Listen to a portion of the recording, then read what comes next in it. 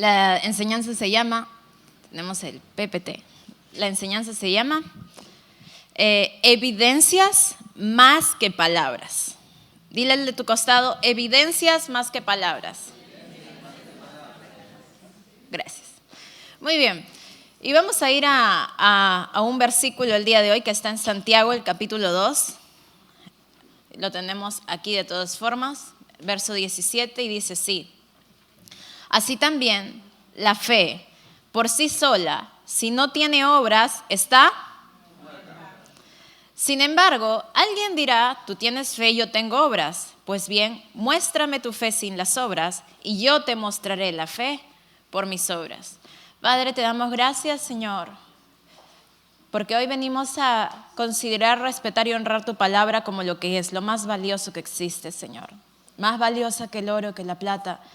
Señor, mucho más alto que cualquier absurdo conocimiento humano, Señor. Tu palabra es sabiduría para nosotros. Tu palabra es miel para nuestros labios. Tu palabra es pan para nuestro corazón, Señor. Te amamos, Señor. Y hoy venimos, Señor, a recibir de ti para también, Señor, ser hacedores de tu palabra. Te amamos en el nombre de Jesús. Amén. Aleluya.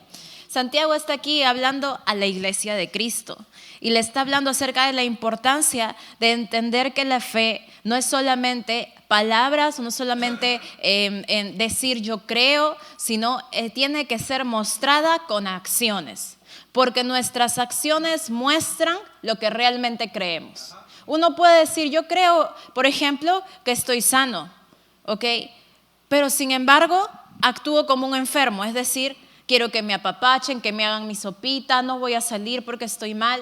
Es decir, mis obras que demuestran que no estoy convencido de que estoy sano. Porque cuando estamos convencidos de que somos sanos, entonces ¿sabe qué? Se acabó la cama, nos paramos así como nos sintamos y empezamos a actuar como lo que realmente creemos que somos. Y tú te vas a dar cuenta que cuando haces esto normalmente los síntomas se van rápido. ¿Saben por qué? Porque como lo natural depende de lo espiritual. Y cuando en lo espiritual hay una acción, que es la fe, entonces lo natural se alinea. Amén. La fe es una fuerza espiritual, sí, que cuando es soltada ese poder, entonces lo natural tiene que cambiar. Ese es el poder. Entonces, cuando uno dice, yo creo esto, pero no actúa en ello, en realidad lo que está mostrando con su acción es lo que realmente cree, que si me quedo en cama y necesito sopita y necesito que todos me apapachen y ya dije en mi trabajo que no voy a ir toda la semana porque estoy así, entonces yo realmente lo que creo es que estoy enfermo y voy a estar enfermo toda la semana. Sí, eso es lo que muestro. Otro ejemplo, Jesús dijo, no se preocupen, no se afanen por nada porque el Padre tiene cuidado de ustedes. Si ustedes necesitan algo, el Padre lo sabe. Dice, si las aves no se preocupan y Él les da de comer, si Él viste a las flores, a los lirios, ¿cuánto más ustedes valen más que esos pájaros? Pero ¿sabe qué? Cuando uno cree esa palabra, entonces decide no preocuparse. Y el vivir no preocupado no es muestra de relajo, sino es muestra de quién le creo. Yo creo que cuando Jesús dijo, no te preocupes, pues entonces era verdad, no tengo que preocuparme. Pero a la vez, cuando vivo preocupado, ¿qué muestro? Que lo que yo creo es de que sí necesito preocuparme porque Dios no es suficiente. O sea, nos guste o no, nuestras acciones siempre van a revelar nuestra verdadera fe. Y es ahí donde podemos nosotros también examinar y reflexionar qué ajustes hacer. Porque hay cosas que de repente creemos que creemos, pero en realidad no creemos. Y nuestras acciones nos van a mostrar de alguna manera el termómetro de nuestra fe. Entonces, eso nos permite a nosotros autoexaminar y tomar decisiones sobre ello. Y tomar decisiones como, por ejemplo, decir, ok, de repente sí he estado viviendo así, pero ya no más. Ahora decido creerle a Dios y voy a tomar acción sobre ello. Porque mi fe sin obras está muerta.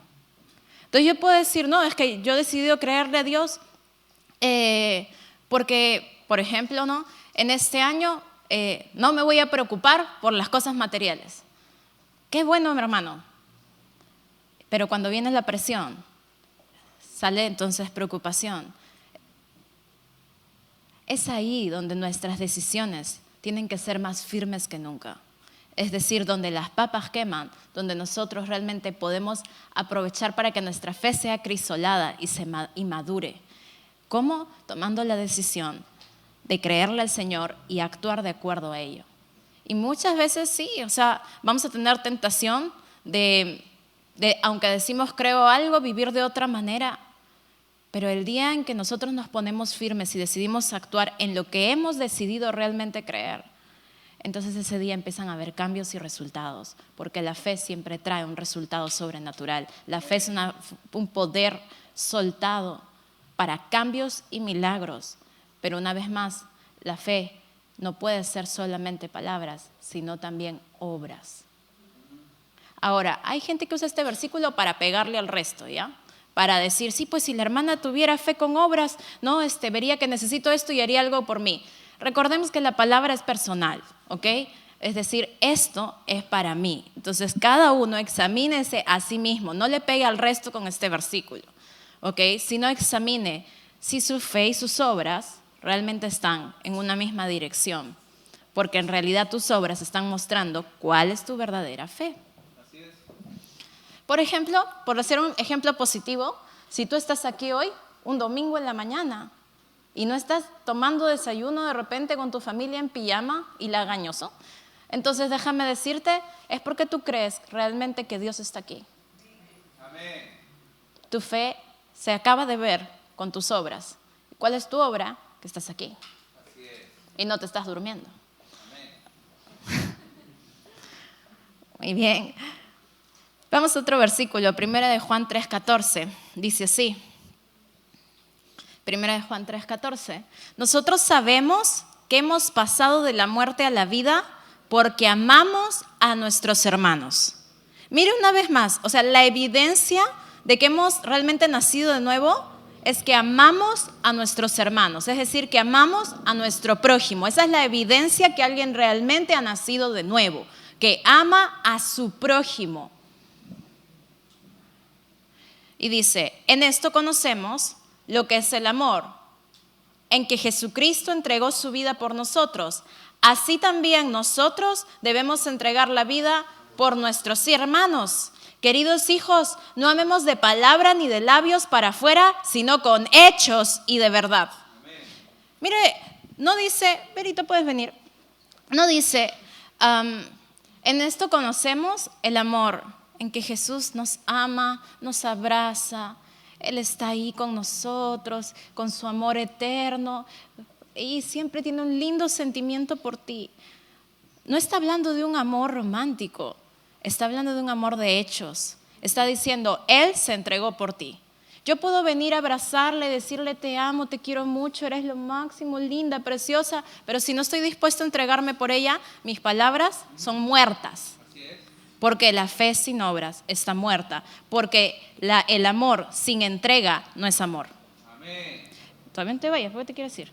Entonces yo te quiero amar y tú no quieres. Ya. Entonces, una vez más, a veces pensamos que vamos a amarnos entre los hermanos. Hermano, bendecido, te quiero mucho, Dios te bendiga. Sí, oro por ti, a veces, pero oro por ti. Y pensamos, ahí los estoy amando. Hermano, mire bien lo que dice, que el amor se ve en que Jesucristo se entregó, es decir, tomó una acción donde se sacrificó a sí mismo en beneficio del otro. Eso es amor, una acción de sacrificio, de compromiso y de entrega en beneficio del otro. Eso es el amor que Dios quiere que una persona que ha nacido de nuevo practique hacia sus hermanos. No palabras, acciones. Dice que el amor no sea solo de palabras, sino de hechos y de verdad. Así es. Gracias, hija mía.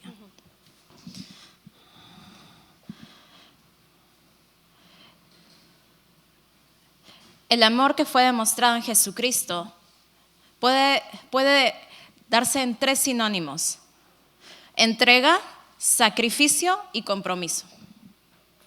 Si tú quieres saber realmente qué es el amor, ante esa pregunta que todo el mundo puede hacerse afuera, el amor no es una emoción, no es un sentimiento, puede venir acompañado de ello, pero el amor es entrega, es compromiso y es sacrificio. Eso es amor, son acciones de entrega, acciones de sacrificio y acciones de compromiso. Y todo lo contrario a esto no es amor. El amor fue demostrado en Jesucristo como entrega, sacrificio y compromiso. En otras palabras, el que dice yo amo, pero no se quiere comprometer, no ama. El que dice yo amo a mis hermanos, pero no se quiere comprometer en servir a sus hermanos, no ama. El que dice yo amo, pero dice no me pidas demasiado, no ama. El que dice no me pidas, o sea, ya yo te amo, pero tampoco no me pidas demasiado, no ama. El amor es entrega, no reserva, entrega. Eso está diciendo Juan. El que dice yo amo, pero no quiere dar, no ama. Miente. Eso es lo que dice Juan, es mentiroso. Porque el que ama siempre va a dar, aún a expensas de sí mismo. Es decir, no le importa quedarse con menos o poco, con tal de entregar para el bien de sus hermanos. Eso es amar. Hermanos, yo sé que Disney y las películas de Hollywood nos pintan una idea del amor bien, pero bien rara, pero es totalmente la antítesis de lo que Dios muestra de lo que es amor. El amor no se basa en lo que sentimos, porque en realidad el amor más alto se da cuando justamente no sientes hacerlo. Y eso es lo más lindo, porque eso se le llama sacrificio. Eso es lo que Jesús hizo.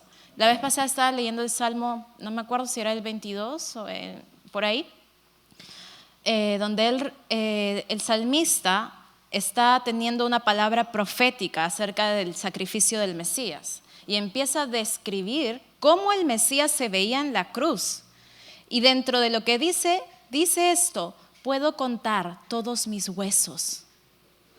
Fue tan desgarrado Jesús en el azote que él podía, dice, que contar todos sus huesos. Veía su interior, porque todo él fue destrozado. Por eso él fue todo hecho una sola llaga. Pero ¿sabe qué? ¿Cree que él sentía hacerlo? No, solo sabía que ese sacrificio era un beneficio para ti. Y decía, vale la pena. Eso es amor. No es el que piensa cuando siento y cuando estoy emocionado entrego. No, es el que aun cuando no siento, aun cuando todo va mal, aun cuando parece todo contradictorio, aun cuando la gente parece no ser recíproca, estoy dispuesta a entregarlo todo. Ese es el que ama.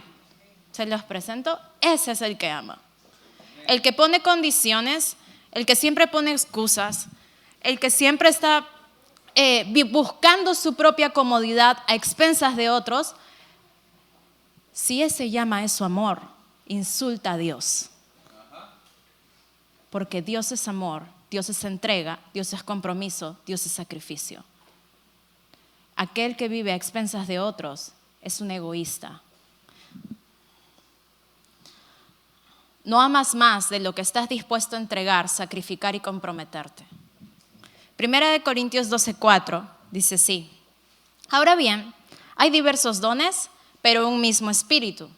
Hay diversas maneras de servir, pero un mismo Señor. Hay diversas funciones, pero es un mismo Dios el que hace todas las cosas en todos. A cada uno se le da una manifestación especial del Espíritu para el bien de los demás. Hermano, mire ahí qué glorioso. Dice, hay diversos dones, pero un mismo Espíritu. Es decir, tú tienes el Espíritu de Dios en ti. Si has recibido a Cristo, lo tienes. ¿Qué quiere decir? Que hay diversos dones en ti. Hay diversas maneras de servir, pero un mismo Señor. Es decir, no importa de qué forma sirvas a tus hermanos, o sea, así sea de repente cogiendo una escoba y barriendo el salón al final, dice, es un mismo Señor. Es decir, es al mismo Señor que el que predica sirve. Es el mismo Señor que de repente el que está predicando de acá, por ejemplo, Joel Austin en la iglesia Leywood, al mismo Señor está sirviendo. Al mismo Señor. Aquel que de repente está en una iglesia que tiene 10, 15 personas y está parado en la puerta con su terno recibiendo a la gente. Al mismo Señor está sirviendo. Hay diversas funciones, pero es un mismo Dios el que hace las cosas en todos. ¿Te imaginas que no importa qué función estés haciendo en la iglesia, parezca mínima o grande, dice que es Dios haciéndolo en ti para los demás? Amén. Dice, es el que hace todas las cosas en todos, es Dios haciéndolo en ti. ¿Sabe cuándo es que menospreciamos las tareas en la casa del Señor? Cuando tú no crees esta palabra, porque la fe sin obras está muerta.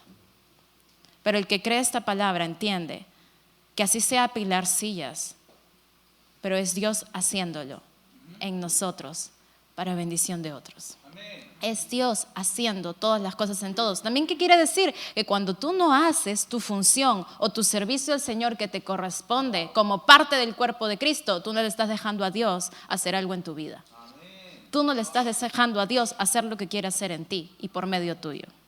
Ay, yo he escuchado de todo, hermanos.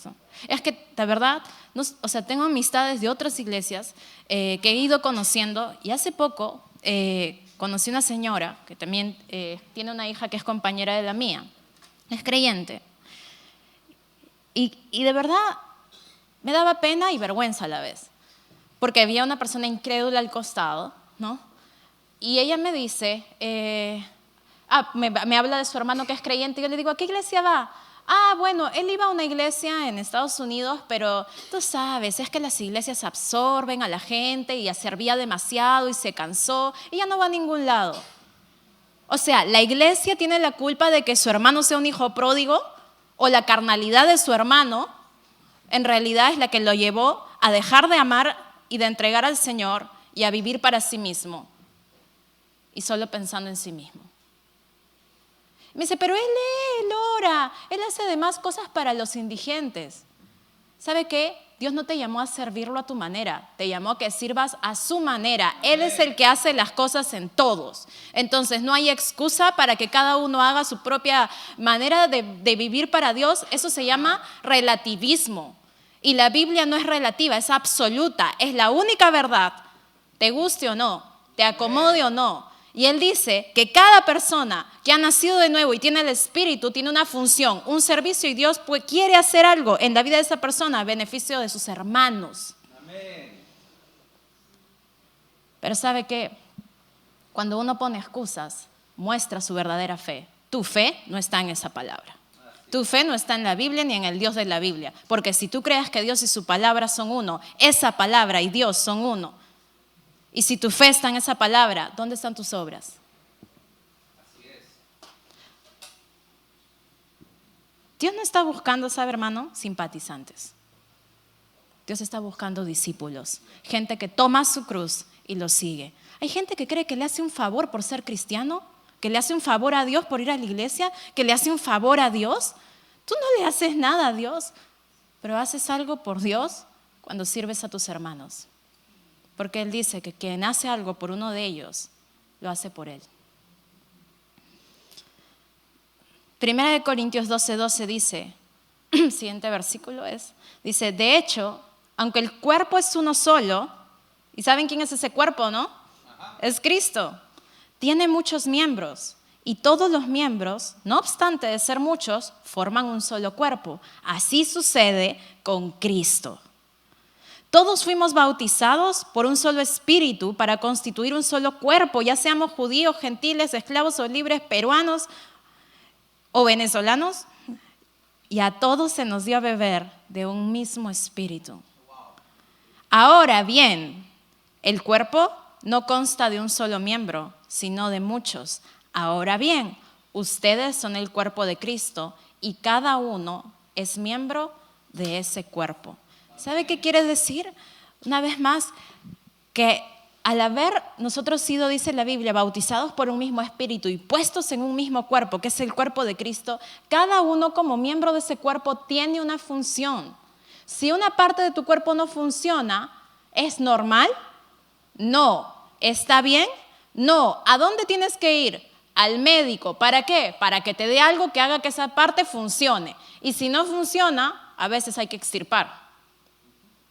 ¿Por qué? Porque se puede volver tóxico. A mí me extirparon, por ejemplo, 25 centímetros de intestino grueso. ¿Por qué? Porque cuando tenía 7 años se formó allí como un tapón y empezó a necrociarse. ¿Sabe que esa parte ya no servía? Y si no sirve, ¿qué hay que hacer? Cortarla. ¿Por qué? Porque si no, todo lo demás se perjudica. ¿Qué estoy queriendo decir? Que cuando un miembro del cuerpo de Cristo no cumple su función, termina volviéndose tóxico para el cuerpo. Porque el amor se practica, el cristianismo y la fe se practican. Y cuando no se practican, la persona empieza primero, a distorsionar su propia vida y a intoxicarse. Y la persona dice, ¿por qué no crezco? El problema es la iglesia, y se cambia de iglesia, como si el problema fuera la iglesia. No, el problema eres tú. Fácil. Haz lo que te toca hacer. Y deja que Dios trabaje contigo mediante eso. Ustedes saben, sobre todo los antiguos, que yo conocí a mi esposo sirviendo al Señor. En realidad nos conocimos acá, pero nos odiábamos al principio. ¿Por qué? Porque cada uno estaba viviendo para sí mismo. Pero el día, 3 años después que nos conocimos, que cambiamos nuestra vida al decidir dejar de vivir para nosotros mismos y vivir para el Señor y entregarnos para el Señor y darlo todo para el Señor, en ese camino nos vimos con otros ojos. Y de pronto dije, eras tú, así, eres tú. Y de pronto dije, ¿qué? Estaba aquí siempre y no me di cuenta. Y puede uno decir, se casaron rápido. Yo tenía 21 años. Bueno, depende de la cultura. María se casó a los 14 o 16, ¿no? Maviño estaba tarde, ¿no? Depende de la cultura. Pero en realidad era el tiempo de Dios. Pero por sobre todo, ¿sabe? A veces las personas quieren beneficios de Dios y quieren casarse, pero no saben lo que es amar, porque no están dispuestas a entregarse, ni a comprometerse, ni a sacrificarse. ¿Por qué Dios le daría una pareja a alguien que no sabe amar?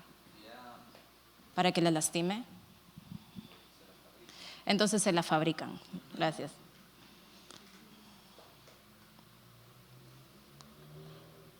Vamos a un siguiente versículo. Juan 13:2. Dice, llegó la hora de la cena. Ustedes saben la cena de Jesús y los 12 discípulos. El diablo ya había incitado a Judas Iscariote, hijo de Simón, para que traicionara a Jesús. Sabía Jesús que el Padre había puesto todas las cosas bajo su dominio y que había salido de Dios y a él volvía. Así que se levantó de la mesa, se quitó el manto y se ató una toalla a la cintura. Luego echó agua en un recipiente y comenzó a lavarles los pies a sus discípulos y a secárselos con la toalla que llevaba a la cintura. ¿Sabe? A veces no sé si es sarcasmo, pero sé que no es sarcasmo, sino que Dios está poniendo a propósito una frase ahí por algo. Porque empieza diciendo, ¿no? Sabía Jesús que el Padre había puesto todas las cosas bajo su dominio, o sea que Él tenía toda la autoridad. Sabía además que había salido de Dios y que a Él volvía, o sea, sabía que Él era Dios mismo y que a Él iba a volver, que iba a volver al lado del trono. Él lo sabía. Y uno podría pensar que lo siguiente es, y por lo tanto empezó a hacer milagros. Y por lo tanto se dio la prédica del año, ¿no? Y por lo tanto, ¿no? Hizo que cayera un resplandor y bajaron los ángeles y subieron. Y cayó una corona encima. O sea, tendría lógica si va después de esa frase. Salió de Dios y él volvía. Pero lo que te muestra es todo lo contrario a lo que uno esperaría. Entonces, él que tenía toda autoridad y que venía de Dios y que a él volvía, a ese trono precioso, se quita el manto, se ata una toalla y empieza a lavar los pies de sus discípulos. O sea, una cachetada, una locura.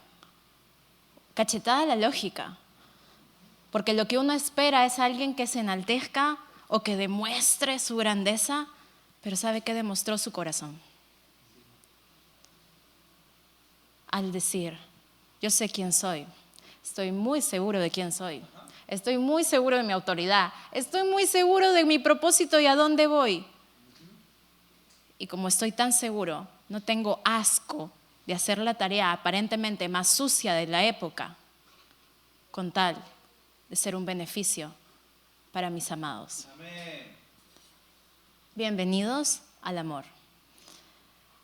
Hay gente que dice, porque soy un hijo de Dios, yo tengo libre acceso, yo puedo sanar enfermos, yo puedo orar en lenguas, yo puedo expulsar demonios, pero no está dispuesto a coger una escoba y barrer la entrada de la iglesia. No me hables de amor, discúlpame, no me hables de quién sabes quién eres. Tú no sabes quién eres, porque si tú sabes quién eres, como Jesús sabía quién era, estarías dispuesto a hacer aún la tarea más sucia en beneficio de tus hermanos.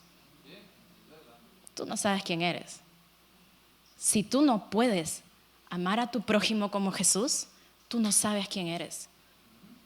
Tú te has aprendido una frase, tú te has aprendido una frase para sentirte bien contigo, pero tú no has entendido quién realmente eres. Porque quien realmente ha nacido de Dios, dice Juan, practica el amor.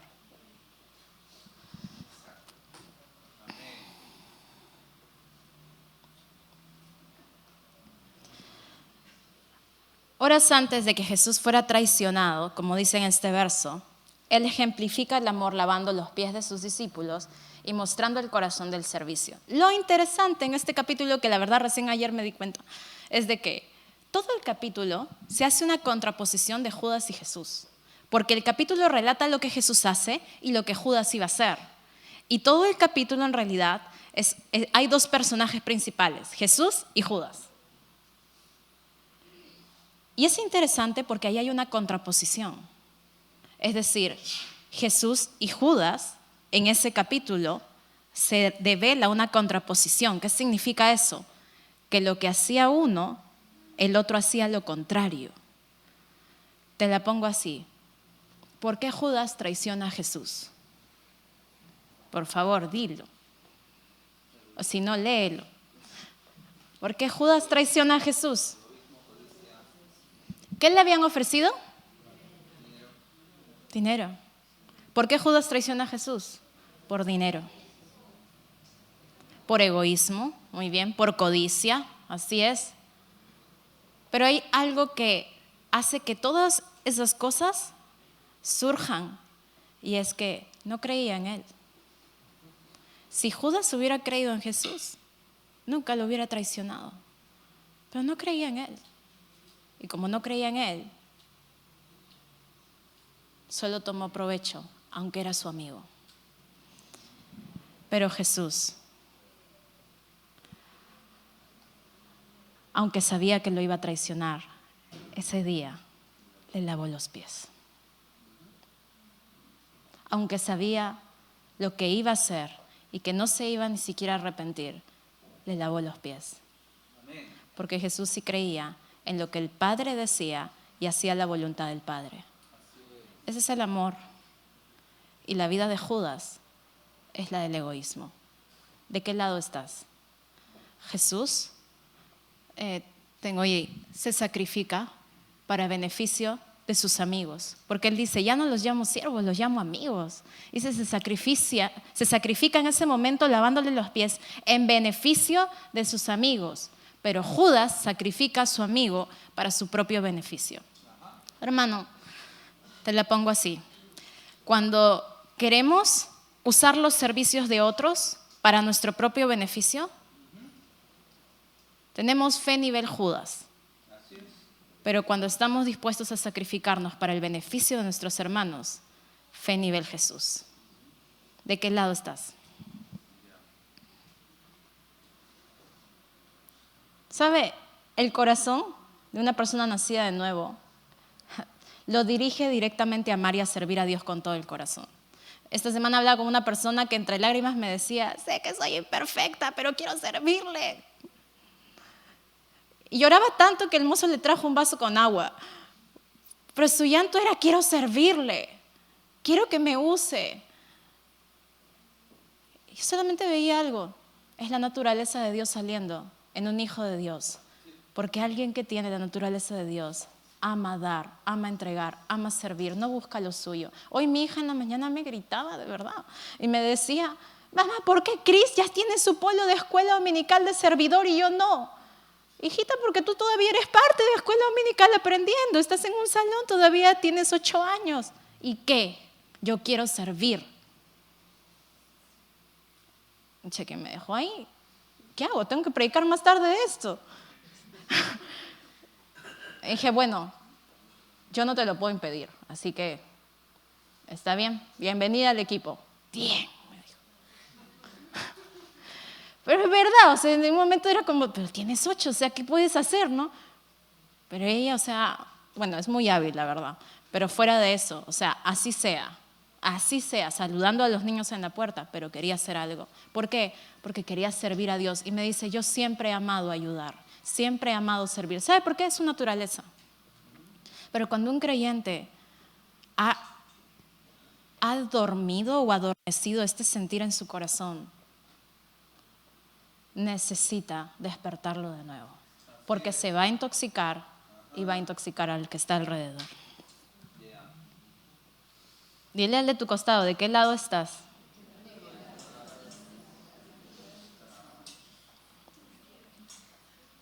Continuamos. Juan 13:12, en ese mismo capítulo dice, cuando terminó de lavarles los pies, se puso el manto y volvió a su lugar. Entonces les dijo, ¿entienden lo que he hecho con ustedes? Nadie respondió al parecer porque no hay nada más. Verso 13 dice, ustedes me llaman maestro y señor y dicen bien porque eso yo soy. ¿Ven? Jesús era bien seguro de quién era. Hermano, a veces la gente piensa que porque hace una tarea que es menor de su educación, entonces es menos. Tú estás equivocado, ¿no crees tú todavía quién eres? Tú no eres lo que haces, tú eres lo que Dios dice que eres. Por eso puedes hacer cualquier cosa para bendecir a otros. Amén. Y dice, verso 14, pues si yo el Señor y el Maestro les he lavado los pies, también ustedes deben lavarse los pies los unos a los otros. Ahora, en este momento no voltees a tu vecino a decirle, lávame los pies. Sino voltea y dile, ¿qué jabón te gusta? En serio, dile, ¿qué jabón te gusta?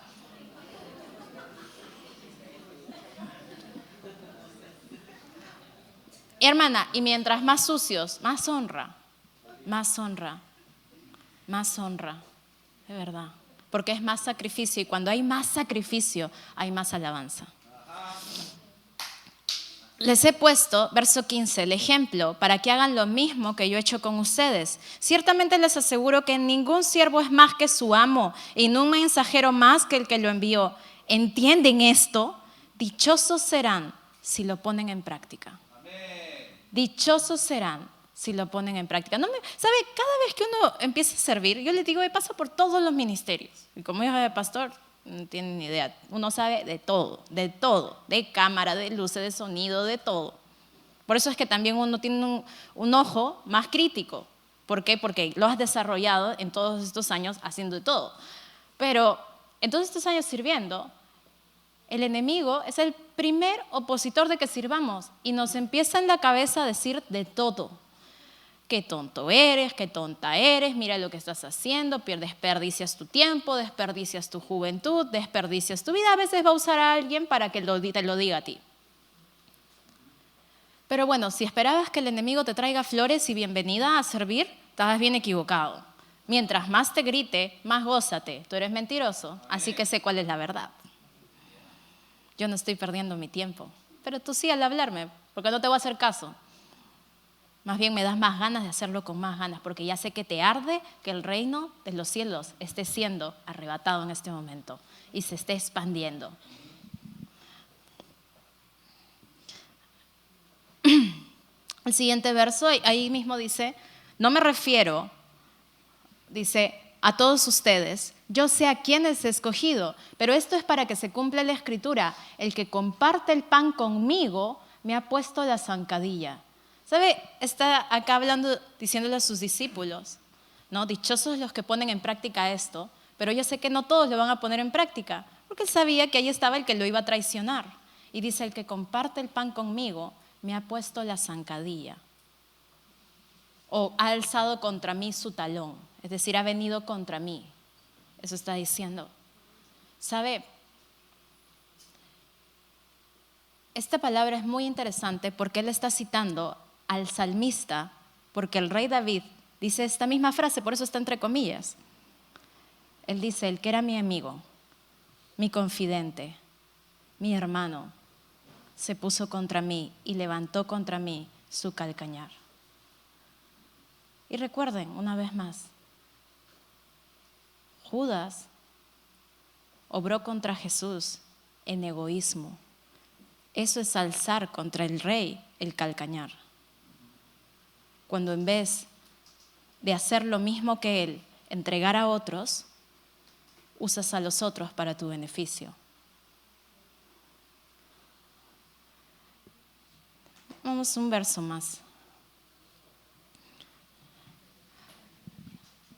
Esta es la otra versión, ¿no? Vamos siguiente. Miren lo que dice Jesús. El que no está conmigo, a mí se opone. Y el que no trabaja conmigo, en realidad trabaja en mi contra. ¡Ah, su macho! O sea, esto, yo solo estoy leyendo con usted. Esto es claro. Si tú no trabajas para el reino, trabajas contra el reino. Eso está diciendo Jesús. No, es que yo todavía estoy en esa etapa de sanar, de volverme a mí, de reencontrarme. No, estás en la etapa en la que no crees. Y hasta que no decidas creer, entonces no van a haber obras. Sigues viviendo por lo que sientes en vez de creerle al Señor y actuar por fe.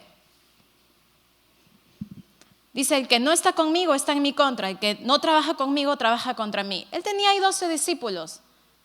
Decía, dichosos los que ponen en práctica. Él sabía, 11 de ellos van a trabajar conmigo, pero hay uno que va a trabajar en mi contra. Pregunta, iglesia, ¿estás trabajando con él o en su contra?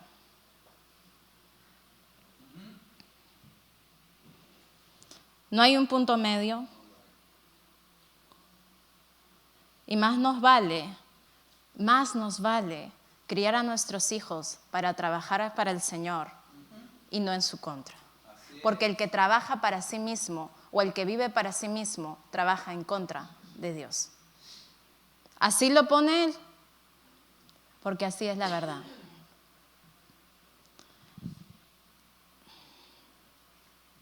Me gustaría mostrarles 2 modelos rápidos de cómo el servicio a Dios siempre fue parte del corazón de Dios para su pueblo. Ustedes saben de que había dentro de las tribus de Israel una tribu que Dios escogió para su servicio exclusivo. ¿Sabe qué era lo más bello? Que ellos servían por generaciones.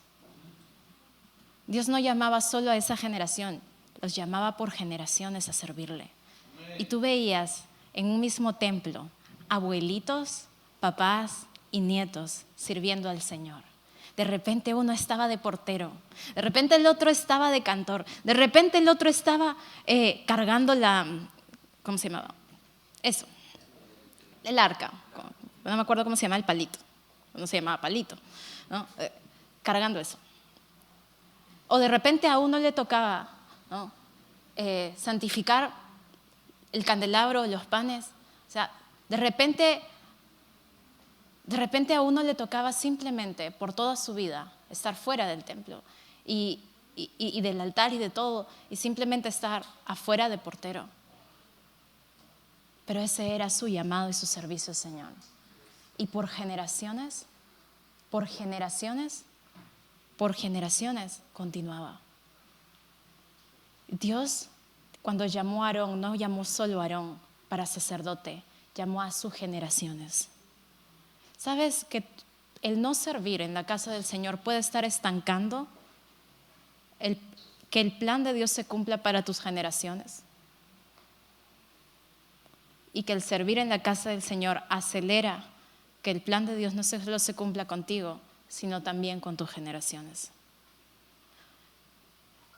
Miren estos 2 versículos. El siguiente. Ahí está. Números 3:9 dice, pondrás a los levitas a las órdenes de Aarón y de sus hijos. Entre los israelitas serán ellos los que estén totalmente dedicados a mí. Habla de Aarón y de sus hijos. Mira el siguiente, Segunda de Crónicas 5:12. Todos los levitas cantores, es decir, Asaf, Emán, Jedutún, sus hijos y sus parientes, estaban de pie en el lado este del altar, vestidos de lino fino y con címbalos, arpas y liras. Junto a ellos estaban 120 sacerdotes que tocaban la trompeta. ¿Sabe? Qué hermoso. O sea, yo realmente pienso qué hermoso. Sirviendo el abuelo, el padre y el nieto. Y la Biblia habla de Obed-edom, un hombre que tuvo un montón de hijos, creo que como 60. Y el hombre con todos sus hijos y con todos sus parientes servían en la casa del Señor. Esa es la cultura del reino, una cultura de amor, de entrega y de servicio. La Biblia nos cuenta y nos muestra cómo Dios es un Dios de generaciones. Cómo le dice a Abraham, o sea, yo te he escogido porque sé que Él va a hablar a sus hijos acerca de mí. Y dice, pondré mis palabras en la boca de tus hijos y de tus nietos. Él es un Dios de generaciones. Cuando nosotros, pensamos que nuestro servicio queda en nosotros, no estamos mirando todo. No estamos mirando la perspectiva de Dios. Dios está mirando que en ti está levantando una generación y un legado de cultura de servicio. Por eso Josué decía, yo y mi casa serviremos al Señor. Pero no puedes esperar que tu casa y tus generaciones sirvan si tú no lo haces. No puedes esperar que ellos aprendan a amar si tú no lo haces. Yo trabajo con nuevas generaciones desde hace años y mi mayor dolor, les digo, es ver cristianos que crían cristianos para el placer, en vez de criarlos para sacrificar el placer y entregarse por otros. Y después quieren que ellos estén de alguna manera en la iglesia sirviendo. Si tú no les enseñas a amar como Jesús ama, entonces ¿cómo van a hacerlo? Si tú no les enseñas a amar como Jesús ama, ellos saben que aprenden a vivir a costa de otros. No esperes entonces que sirvan en la casa del Señor.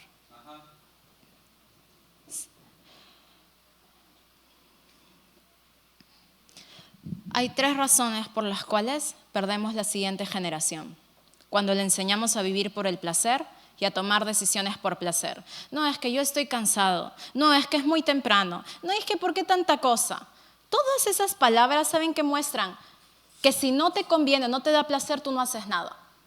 Eso es enseñarle a nuestros hijos a vivir por su conveniencia y por su placer. ¿Sabe que criamos futuros adictos? Criamos cerdos para el matadero. Porque lo único que hace el que vive por placer es autodestruirse. Me encanta que Tony y Vero traigan a Luana de 1 año y medio despertándola temprano y viene con todos sus pelos revoloteados y acá Vero la está peinando, ¿no? Y persiguiéndola y me encanta verlo, ¿sabe por qué? Porque ella desde 1 año y medio está aprendiendo que ella no vive para su placer, que sus papás no viven para el placer de ella, sino que la entrenan para lo que ella vino a este mundo, para amar a otros, así como Jesús la amó. ¿Sabe? Igual Samara, y quienes tienen tiempo acá lo saben, Samara desde que es chica viene temprano y se va al último. Y ella puede estar muy tranquila dibujando si sus papás están sirviendo, ocupados o está conversando. Ahora en realidad, la verdad es que ahora ellos son los que están dibujando y ella está sirviendo, ¿no? Porque ahora ella está más metida en más cosas que ellos, ¿no? O sea, porque, ¿saben qué lindo? Esa es la idea. Porque ella no vive para su placer. Ella vive para lo que vino. La otra razón por la que perdemos la siguiente generación es cuando tenemos vidas superficiales con Dios. No, ¿sabes? Servicio es compromiso. Cuando tú no sirves, tú no te comprometes. Y no te comprometes porque no amas lo suficiente. Eso es una vida superficial con Dios. Porque la vida con Dios es compromiso. ¿Y saben qué? La nueva generación no quiere una fe superficial. Quieren una causa por la cual morir o vivir. Quieren una causa. Algo que realmente digan vale la pena. Y por eso es que cuando no ven eso en casa, les es más atractivo el discurso del ateo que está dispuesto a hablar delante de la universidad lo que cree. Les es más atractivo la cultura musulmana que está dispuesta a volarse en pedazos por lo que creen. Les es más atractiva La fe de la secta de la diosa madre porque ellos predican en cada esquina. Porque la fe de sus padres dice una cosa, pero los hechos dicen otra. ¿Por qué perdemos la siguiente generación por último? Cuando no practicamos el amor como Dios manda. Camilo, ahora sí me acompañas. Porque practicar el amor es compromiso, es sacrificio y es entrega. Y cuando nuestros hijos no ven eso, les damos el mensaje contrario. Trabaja contra Dios, vive para ti mismo, vive para tu placer, vive para tu conveniencia. Primero son tus estudios, primero es tus notas. Ay, hermano. Daniel, Mesac y Abednego eran los primeros en el reino de Nabucodonosor.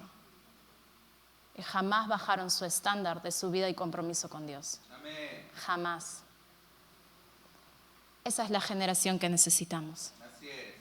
Pero nos toca a nosotros construirla. La pregunta es, ¿de qué lado estás? ¿Trabajas contra o trabajas para Dios?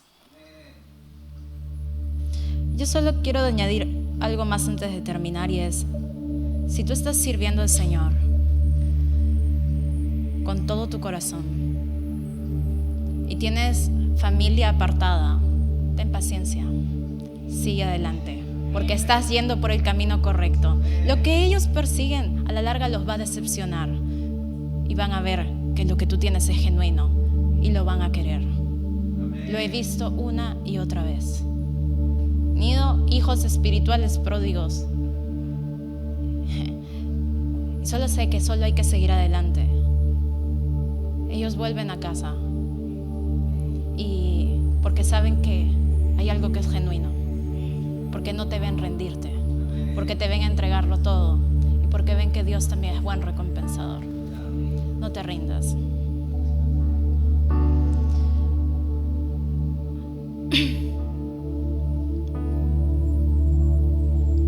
¿Sabe? El apóstol Pablo mató a tanta gente que tenía fe en Jesús. Fue a perseguir la iglesia de Cristo mismo para que esas iglesias se cierren, para meter a la gente en calabozos y en muerte. Y un día cae del caballo y hay una luz y un resplandor y escucho una voz. ¿Por qué persigues a mi iglesia? ¿No? ¿Por qué persigues a mis discípulos? No. ¿Por qué me persigues? ¿Sabe? Dios se lo toma personal. Cuando es en favor de la iglesia y de los hermanos, no es la iglesia, los hermanos, los pastores, es Cristo. Es en favor de Cristo. Cuando yo barro la iglesia, estoy haciendo para Cristo. Es para Cristo para quien limpio el piso. Es para Cristo para quien limpia un baño. Es para Cristo para quien cuida un niño. Es para Cristo para quien tomo nota de algunos pedidos en librería. Es para Cristo para quien fríe un pan con chorizo. Es para Cristo. Él le dijo, no porque persigues a mi iglesia, porque persigues a mis discípulos, no, porque me persigues. Y él, ¿qué quieres, Señor? Y él le dice, dura cosa es dar coces contra el aguijón, que en buen cristiano es, dura cosa es patear una aguja. Es decir, que cuando tú trabajas contra Cristo, te estás haciendo daño tú. Y en vez de querer salvar, pierdes. Yo he visto gente decir, no, es que yo no puedo servir porque tengo bebés o porque tengo mi esposo que quiere que pase tiempo con él, porque esto, por lo otro. Lo que quieres salvar, lo vas a perder. Porque aquel que quiere salvar debe estar dispuesto a cargar su cruz y seguirle. Y eso que parece que pierdes, en realidad está salvándolo. ¿Quieres salvar algo? Entonces haz lo que Cristo hizo. Entrégate por amor a tus hermanos. Ay, pastor, pero no los conozco a todos. Eso es mejor aún, más sacrificio. Y mientras más sacrificio, más alabanza. Ahí donde estás, cierra tus ojos un momento. Yo quiero que sepas, no importa si te has convertido ayer, tú puedes servir ya, porque tú eres parte de un cuerpo y tú tienes como miembro una función. Y así sea solo dar la mano en la puerta, pero algo puedes hacer. No empieces a pensar, tus excusas de siempre. Solo piensa, Señor, tú me vas a dar gracia para que todo pueda ser sin estorbos.